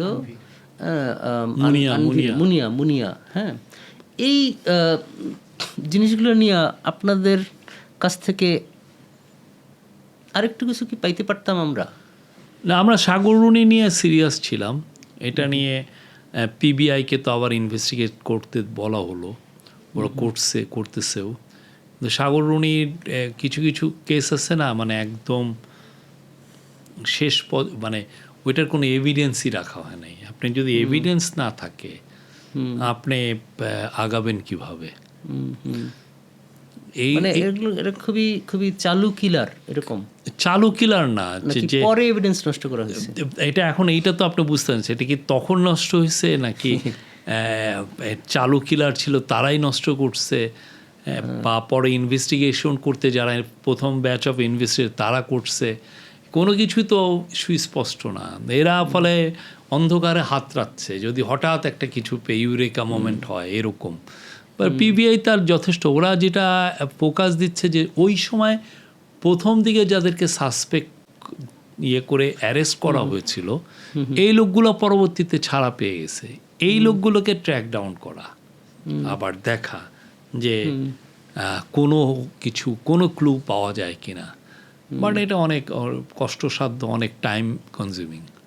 আমাদের দেশে নতুন করে রিইনভেস্টিগেট করা অনেক ক্ষেত্রে বেশি আগানো যায় না, কারণ হচ্ছে যে আপনি যে রিইনভেস্টিগেট করবেন যে এভিডেন্সের উপরে, সেই এভিডেন্সগুলো তো নাই, ঠিক না? আর তনু ওগুলো তনুরটা বোধহয় ইনভেস্টিগেশন এগোচ্ছিল এই। আর এইগুলোর ক্ষেত্রে এই সমস্ত মার্ডার বা এইগুলোর ক্ষেত্রে অনেক বেশি কনস্পিরেসি স্টোরি ছড়ানো হয়, যতটা না ডিপ রিপোর্টিং করা হয়। হ্যাঁ না, সেটাই, এটা হলো যে ওই যে ট্রান্সপারেন্সির ঘাটতি হলে এই জিনিসগুলো তো আসলে বেশি হয়। আর আরেকটা জিনিস যেটা নিয়ে আপনাদের আসলে আমি নিজেও আসলে ইনডিসিশনে আছি, বা ঠিক যেহেতু আপনাদেরকে আমি লাইক করি সেই কারণে আসলে ঠিক নিন্দাবন্ধও করতে পারি না, বাট একটা আনইজি ফিলিং আছে। গালি দিবেন, সেটা হচ্ছে আপনার গালি দিয়ে দিবেন না, সেটা হচ্ছে যে আপনাদের এই যে আমেরিকার সাথে যে চুক্তিটা করলেন, বাণিজ্য চুক্তি, শুধু এই চুক্তি না, এমনিতে এই যে বিভিন্ন অধ্যাদেশ বা হচ্ছে এই যে চুক্তি, এই জিনিসগুলো ড্রাফট কে করতো? এটা একটা আমাদের হিস্ট্রিক্যালি আমাদের যে পলিটিক্যাল গভর্নমেন্ট যখন থাকে, এই মন্ত্রী মিনিস্টাররা তো কিছু বোঝে না, আমলারা সব করে দেয়, তারা না পড়েই হচ্ছে যে অনেক সময় এগুলা করে দেয়। এটা একটা। আরেকটা হচ্ছে যে চুক্তিগুলো হাসিনা করছে, এইগুলো রিভলিউশনের একটা মামলা ছিল। তো সেইটা ধরেন ইন্ডিয়ার সাথে কতগুলো চুক্তি আছে, সেই জিনিসগুলা ইভেন ইন্ডিয়ারে আদৌ আমাদের কতটা লাগে, এই পুরো জিনিসটা নিয়ে যদি আপনার অ্যাসেসমেন্টটা? না, ইউএস এর সাথে চুক্তিটা তো ধরেন ওরা যখন একটা ইয়ে পাঠালো, এখান থেকে তো কমার্স মিনিস্ট্রি এটা দেখেছে, তারা অনেক দিন অনেক মিটিং করছে, ইভেন এইটা নিয়ে ইয়েদের সাথেও বিজনেসম্যানদের সাথেও মিটিং হয়েছে। সেখানে ওয়ান অফ দ্য বড় বিজনেসম্যান মানে আমাদের যে কমার্স অ্যাডভাইজার শেখ বশির উদ্দিন, উনি এগুলো খুব ভালো বুঝেন, উনিও দেখছেন। সাথে যুক্ত হয়েছেন ডক্টর খলিলুর রহমান, যিনি আংটার্ডে ছিলেন ইউএসের এই বিষয়ে ইয়ে। তো এরা কিন্তু সর্বোচ্চ চেষ্টা করছেন যে এমন একটা চুক্তি করতে যাতে আমাদের ন্যাশনাল ইন্টারেস্টটা এটা রক্ষা হয় বা প্রোটেক্টেড থাকে। শুল্ক ছাড়ের ওই ব্যাপারটা পাওয়া গেছে, কিন্তু আমি আসলে বেশ কিছু জিনিস পাইলাম, যেমন মনে করেন যে বাধ্যতামূলক পণ্য আমদানি বা হচ্ছে অন্য দেশের সাথে রিলেশন করা যাবে না, ইউএসের যে ফরেন পলিসি সেটার সাথে ফুল অ্যালাইনড হইতে হবে, এরকম অনেকগুলা কন্ডিশনে এগুলো জিনিস আপনি যদি অন্যান্য দেশের সাথে দেখেন, অন্যান্য দেশের চুক্তি এরকম চুক্তি তো 22টার মতো করছে।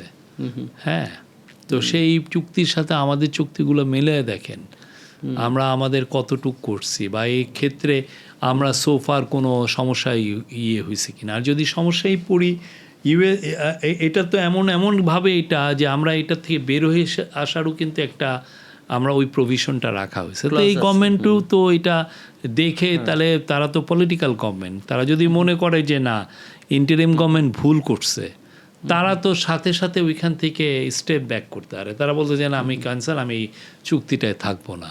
হ্যাঁ, আর একটা হচ্ছে যে প্রকিউরমেন্ট বা আপনি এরকম চুক্তি তো অনেকগুলো হয়েছে, ইউএস তো একটা দুইটা করে নাই, অনেকগুলো চুক্তি হয়েছে। সেগুলো সবাই মিলে আপনি আনেন, সাউথে যাদের সাথে চুক্তি হয়েছে কি টার্মসে হয়েছে সেগুলো এনে অনেস্ট ডিসকাশনটা আমরা দেখি না। যেটা হচ্ছে যে আমি ইউনুসকে দেখতে পারি না তাই। এবং সবচেয়ে সারপ্রাইজিং জিনিস কি জানেন, সেটা হচ্ছে যে কারা বেশি এটা নিয়ে ভোকাল। আমরা দেখছি যে ওরাই ভোকাল যারা এই 2007-08 কুটা করাইছিল, যারা 2007-08 ওই গভর্নমেন্টের সাথে ছিল, এবং 2007-08 গভর্নমেন্ট ছিল ডিজিএফআই এর গভর্নমেন্ট। মানে অবভিয়াসলি ইউএসএ ছিল আর কি। না, আমি মনে করি না ইউএসএ ওইখানে ছিল কিনা আমি জানি না, কিন্তু ওই 2007-08 যে গভর্নমেন্টের সাথে যারা কি প্লেয়ার্স, স্টেক হোল্ডার্স এবং কি প্লেয়ার্স, হ্যাঁ, তারাই দেখবেন যে খুব ভোকাল। আমি নাম বললাম না, নাম বললে আবার দেখবেন যে এই লোকগুলাই এটা নিয়ে বারবার বলতেছে। ওই যে 7-8 যারা আকাম কুকাম করে আসছেন, তাদের ক্রাইমটা ঢাকার জন্য এখন তারা এই গভর্নমেন্টটাকে কাঠগড়ায় দাঁড় করাইতে চাচ্ছেন। তো আপনি দেখেন এই লোকগুলোর যারা ওই গভর্নমেন্টে যারা ছিলেন, তারা একবারও ওই জাতির কাছে ক্ষমা চান নাই। যে তাদের সময় তো এই যে বিজনেসম্যানগুলোকে নিয়ে তো টর্চার করা হয়েছে, তারেক রহমানকে নিয়ে টর্চার করা হয়েছে, এবং তারা তো এটা জানতেন যে এই ঘটনাগুলো ঘটতেছে, এবং তারা ওই গভর্নমেন্টে ছিলেন। হ্যাঁ, তাহলে ইন্ডিয়ার সাথে কি হলো? আমার ধরেন যদি আমাদের গভর্নমেন্টের সময় কাউকে কোনো লিডারকে ডেকে এনে টর্চার করা হইলো, ঠিক আছে, এতদিনে কি ধরনের ইয়েতে সবাই বলতো না ইউনুস এবং তার অ্যাডভাইজারদেরকে ক্ষমা চাইতে হবে। সেই সময় 2007-08 গভর্নমেন্টের সময় কি ভয়াবহ হিউম্যান রাইটসের অ্যাবিউজ হয়েছে। কই কেন এদের যে যারা কি প্লেয়ার, তারা দেখবেন যে প্রতিদিন প্রথম আলোতে সাক্ষাৎকার দেন, ডেইলি স্টারে সাক্ষাৎকার দেন, ইয়েতে দেন, এবং তাদেরকে হাইলাইট করে কি দেওয়া হয়, এটা রিঅ্যাসেস করা উচিত। আমরা তো খুব সুস্পষ্ট দেখতেছি যে কারা এইটাকে ইয়ে করতেছেন। আমার কথা হচ্ছে যে যদি মনে করেন যে এই চুক্তিটা খারাপ হয়েছে, দেশের স্বার্থ রক্ষা হয় নাই, ক্যান্সেল ইট, আপনারা ক্যান্সেল করে ফেলেন। তো ইন্ডিয়ার লোকে যেগুলো এগুলো আপনার কি অ্যাসেসমেন্ট করছিলেন? আমাদের অত সময় হয় নাই, আমরা 1.5 বছরে কয়টা কাজ করবে। আর one after another foreign policy issue হচ্ছে। রোহিঙ্গাটা বড় একটা ইস্যু হয়েছিল, অন্যান্য ইস্যুগুলো তো ছিলই। রোহিঙ্গা এই করিডোরের মামলাটা আসলে কি ছিল? করিডোরে কিছুই ছিল না, এটা একটা সাপ্লাই একটা চেইনের কথা বলা হয়েছিল। করিডোরের কথাটা যেভাবে আসছে সেটা আসলে একটা মানে স্লিপ অফ টাঙের থেকে আসছে। আচ্ছা। আর ওই যে এটা বাংলাদেশে ইউএন একটা অফিস দেওয়ার কথা ছিল, ওইটা যে না ওইটা তো হয়েছে, রেজিস্ট করা হলো। ওইটা তো হয়েছে তো, ইভেন একটা হিউম্যান রাইটসের অফিস করতে চাইছিল, সেটা তো হয়েছে।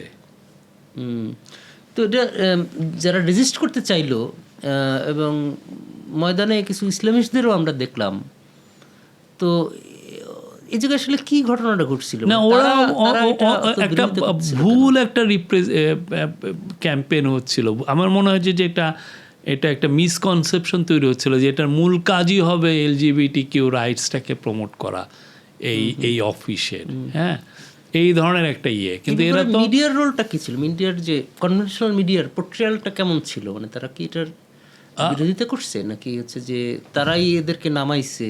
মানে তাদের রিপোর্টিংটা কেমন ছিল? রিপোর্টিং আমি মনে করি যে এটা আরো ভালো রিপোর্টিং হওয়ার সুযোগ ছিল। আচ্ছা, হ্যাঁ, বাইরের অন্যান্য দেশের ওরা এমন দেখাচ্ছে যে যেই সমস্ত দেশ অবস্থা খারাপ সেই সমস্ত দেশে এই ধরনের ইয়ে হয়। বাট আমরা এটাকে আনা হয়েছে যে হয় কি এই দেশের যে কি হচ্ছে এটা পুরো সবারই জানা উচিত, যে হাসিনার আমলে যেভাবে হিউম্যান রাইটসের এরোশন হয়েছে সেই জায়গাটা যাতে আবার রিপিটেশন না হয় সেইটার আলোকে চিন্তা করে। আচ্ছা, আমার ইয়েটা হচ্ছে যে আমার একটা ফান্ডামেন্টাল সার্চিংয়ের জায়গা হচ্ছে ইন্ডিয়ারে আসলে আমাদের কতটা লাগে। মানে বাংলাদেশের সার্ভাইভালের জন্য ইন্ডিয়া একটা সময় ইন্ডিয়ান গরু ছাড়া আমাদের কোরবানি হতো না, ইন্ডিয়ান পেঁয়াজ ছাড়া গরু রান্না হতো না। এই জায়গা থেকে তো মোস্ট প্রবলি আমরা বের হয়েছি অনেকখানি। এখন মনে হয় আন্ডা আসে, কয়লা আসে, তারপরে আদানির বিদ্যুৎ আসে। হ্যাঁ, তো ইন্ডিয়ারে কি আমাদের এতটা লাগে? মানে আর এরপরে মেডিকেল সার্ভিসের একটা ব্যাপার আছে না, ইন্ডিয়ার সাথে একটা কি আমাদের তো জিওগ্রাফিক্যাল কানেকশন আছে, এটারে তো আপনি আমাদের বর্ডার ম্যানেজমেন্ট করতে হয়, এটা আছে। তারপরে আমাদের অনেক জায়গা আছে যে এটা যেমন ধরেন CHT, ওইটারও পার্ট আমরা ইন্ডিয়ার সাথে আমাদের ইয়ে আছে। তো ইন্ডিয়ার সাথে আমাদের মাল্টি বিষয়ে তার সাথে আমার কানেকশন, প্লাস ইন্ডিয়ার আপনার 1971-এর রোল ছিল, ফলে ইন্ডিয়ার সাথে একটা পলিটিক্যাল পার্টির বা একটা পলিটিক্যাল ফিলোসফি যারা ধারণ করে তাদের সাথে একটা সখ্যতা আছে। তো এই সব কিছু বাস্তবতা মিলে আপনি যদি ইন্ডিয়ার সাথে আমার একটা ওয়ার্কিং রিলেশনশিপ সবসময় লাগে। আমার একটা পানি আসে, ডিপেন্ডেন্সির কথা, যে পানি আমরা কমন 54টা কমন নদী শেয়ার করি, তো সব মিলে ডিপেন্ডেন্সি আমি বলবো না, বাট কথা হচ্ছে আপনার একটা ওয়ার্কিং রিলেশনশিপ ইন্ডিয়াকে লাগে এবং তাকে কনফিডেন্সে রাখতে হয়। সে যেহেতু একটা এমার্জিং পাওয়ার, খুবই বড় একটা পাওয়ার। আমি তো খুব রিচ একটা দেশ। আমরা তো একটা ভিডিও করতে চাই, ইন্ডিয়া কি আসলেই সুপার পাওয়ার? মানে সুপার পাওয়ার বলতে কি মিন করবে, এবং ইন্ডিয়ার super power, India globally super power কিনা জানি না, বাট ইন্ডিয়া তার নেইবারহুডে তো সুপার পাওয়ার। আর ইন্ডিয়ার আরেকটা জিনিস আছে যেটা ধরেন অন্যান্য দেশে তেমন, ইন্ডিয়ার ডায়াসপোরা খুব স্ট্রং। তো ইন্ডিয়ান ডায়াসপোরা ওর হয়ে কাজ করে, যেমন ইন্ডিয়ান ডায়াসপোরা আরো সরল করে বললে Europe America Indian lobby strong. তো ফলে আমি যেহেতু ওয়েস্টের উপর অনেক কিছুতেই ডিপেন্ডেন্ট, তো ওয়েস্টার্ন ক্যাপিটালগুলোতে ইন্ডিয়ান লবি খুবই স্ট্রং। তো আমার ওইটা চিন্তায় হয়। আমাদের যেমন ধরেন হিন্দু বৌদ্ধ খ্রিস্টান গ্রুপগুলো যখন আমাদের যে রিপোর্টগুলো করে যে বাংলাদেশে হিন্দু মাইনরিটির কি অবস্থা, তো ওইটাকে আমরা যখন ওরা অনেক মিথ্যা নিউজ ছড়ায়, আমরা বারবার বলছি যে এই নিউজগুলো মোটিভেটেড, এই হিউম্যান রাইটসের যে রিপোর্টটা মোটিভেটেড। তো কিন্তু দেখা যাচ্ছে যে এই যে রিপোর্টটা এরা করতেছে, সেই রিপোর্টটা হিন্দু লবি গ্রুপ ইউএসের নিয়ে ওইটা ওদের সিনেটে দিচ্ছে। স্যাডলি কেবল তাই না, আমাদের মিডিয়াগুলো আসলে রিপ্রোডিউস করে। হ্যাঁ, আমাদের মিডিয়াগুলো আবার ওইটাকে রিচেক না করে প্রিপ্রোডিউস করে। তারা বলছে মাইনরিটি গ্রুপ বলছে অতএব জি ঠিক বলছে। হ্যাঁ, অনেক আছেন ইংলিশে বলছে মানে ঠিক বলছে, না এরকম আর একটি অবস্থা। কিন্তু এটার পিছনের পলিটিক্সটা কি? এই পলিটিক্সটা যে পুরো ক্রস কন্টিনেন্টাল একটা পলিটিক্স। সে যে একটা রিপোর্ট প্রডিউস করছে, সেই রিপোর্টটা নিচ্ছে Hindu lobby group, Hindu American group নিয়ে যে আমেরিকার সিনেটে আমার এগেনস্ট একটা হিয়ারিং আয়োজন করতেছে। এবং এটা আমি দেখছি, আমি নিজে এটা নিয়ে কাজ করতে যেয়ে দেখছি যেটা মানে বিশাল একটা এটার ব্যাপ্তি। তো এই জিনিসগুলো তো আমাদের নিজেদের সচেতনতাটা আরও বাড়ানো উচিত। ইন্ডিয়ার সাথে আমার অবশ্যই ওয়ার্কিং একটা রিলেশনশিপ লাগবে, ভালো একটা ওয়ার্কিং রিলেশনশিপ। সে আমার কনফিডেন্সে থাকবে, আমি তার কনফিডেন্সে থাকবো। তার সিকিউরিটি যাতে আমার দ্বারা আন্ডারমাইন না হয় সেটা দেখতে হবে, আমার সিকিউরিটি তার যাতে আন্ডারমাইন না হয়। আমি যাতে তার সাথে একটা ন্যায্যতা এবং মর্যাদাপূর্ণ সম্পর্ক তৈরি করতে পারি, এই জায়গাটাই যেতে হবে। আচ্ছা, আমরা হচ্ছে যে অনেকক্ষণ আলাপ করলাম, আমরা হলো যে শেষ করে দিই, কিন্তু আমার লোকজন আপনার জন্য এটা ইয়ে করছে আর কি, র্যাপিড ফায়ার বলে একটা ইয়ে করছে। আমি এটা ওইভাবে আমার জিনিসটা ঠিক পছন্দ ছিল না কেন, কারণ হচ্ছে যে আমার মনে হয় এটা অন্য ধরনের প্রোগ্রামের জিনিস, বাট আমরা শেষ পর্যন্ত ভাবলাম যে আচ্ছা করি। তো এখানে কয়েকটা কোশ্চেন তাদের বিবেচনায় দরকারি মনে হয়েছে। তো একটা হচ্ছে যে আপনি থ্রেট পাইছেন কোনো?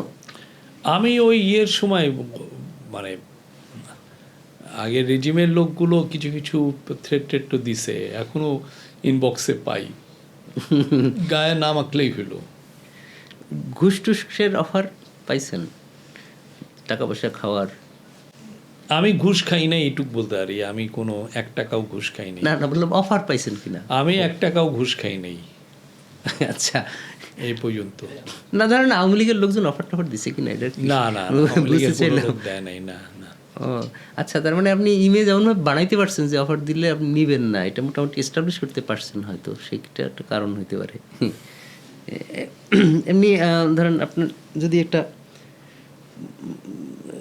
আপনার কোন টাইমটা মোস্ট মেমোরেবল মনে হয় আপনি যখন ছিলেন দায়িত্বে?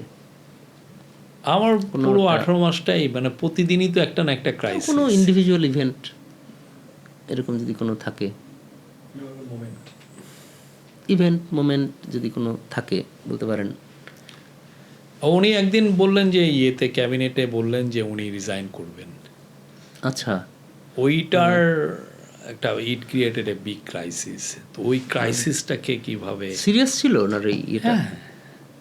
তাই উনি মোটামুটি সেক্রেটারি সবাইদেরকে বের করে দিলেন, তারপরে ইয়েরা ছিল সব, উনি বললেন যে না এই মানে তো কাজ তো করা যাচ্ছে না, আমি রিজাইন করি।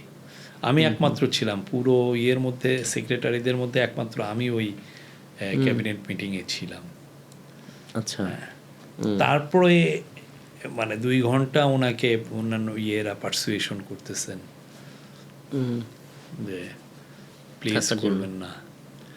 এরপরে যে 2-3 দিনের যে মিডিয়া ম্যানেজমেন্ট, আপনি কিভাবে নিউজটা দিবেন, আবার নিউজটার মধ্যে কতটুকু আপনি নিজের সম্পৃক্ত করবেন, এটা আমার মনে হয় যে এটা একটা বিগেস্ট চ্যালেঞ্জ ছিল।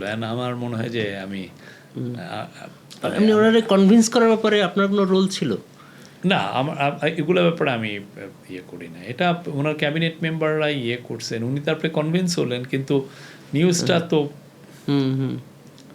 এসে পড়ছে। আর এই নিউজটাকে ম্যানেজ করা, how do you manage it, এটা তো একটা আমি জানি এটার উপরে বিদেশিরা রিপোর্ট করবে, দেশিরা রিপোর্ট করবে, it will create a crisis.